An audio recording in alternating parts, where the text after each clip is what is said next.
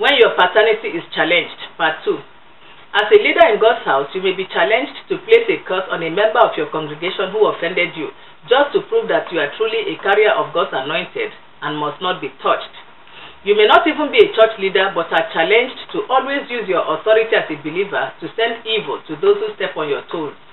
Yielding to this challenge makes you very different from Jesus. We are told in John chapter 7 verse 5 that even the brothers of Jesus did not believe in him. And in Matthew 27:39 and 40, we are told that those who passed by shouted at Jesus and made fun of him.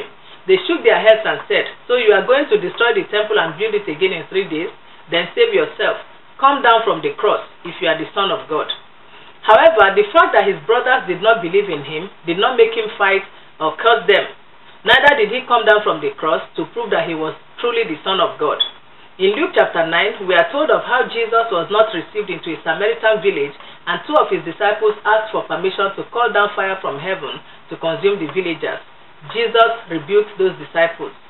Unlike Jesus, many Christians today are wasting the anointing the Lord gave them, trying to assert themselves and prove that they are Christians or VIPs in God's house. They are using God's anointing to promote and make themselves look like gods in the eyes of others instead of promoting the glory of God. There are many genuine, faithful, committed children of God today who are going through serious afflictions in different areas of life. The world, the devil, and the flesh will tell them, if you are truly a child of God, should things be this way for you? Many are frustrated and are grumbling, murmuring, and complaining against God because he has not yet delivered them to prove that they belong to him.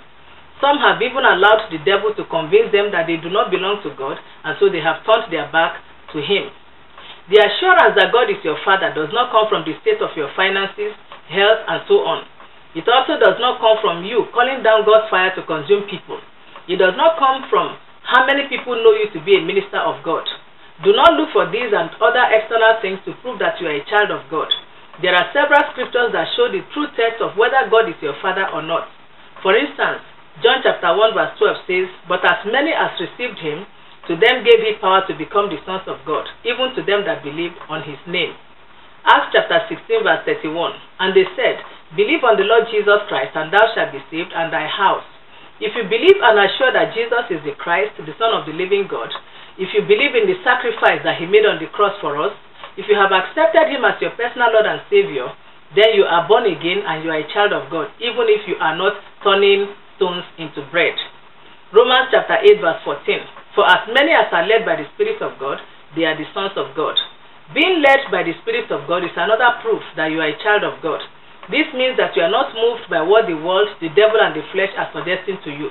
The only thing that you take seriously is what the Holy Spirit says to you. So when the devil and his co-workers give you ideas on how to become a public figure, you ignore them and stay in the humble place the Holy Spirit has assigned to you. If all you are concerned about is being in the center of God's will, and you are moving with the Holy Spirit to ensure that your life is pleasing to God, there is no doubt that you are a child of God. Romans chapter 8 verse 16, "The Spirit itself beareth witness with our spirit that we are the children of God." If the Spirit of God, who can never lie because he is the Spirit of truth, tells you that you are a child of God, then you do not need to call down fire from heaven to prove to anyone that God is your Father. If you know that God has called you and you are serving him faithfully, even if you are struggling financially or in any other way, do not put yourself under pressure to get out of your situation just so that people will stop calling you a fake servant of God. God will visit you in his own time. May the Lord help us in Jesus' name.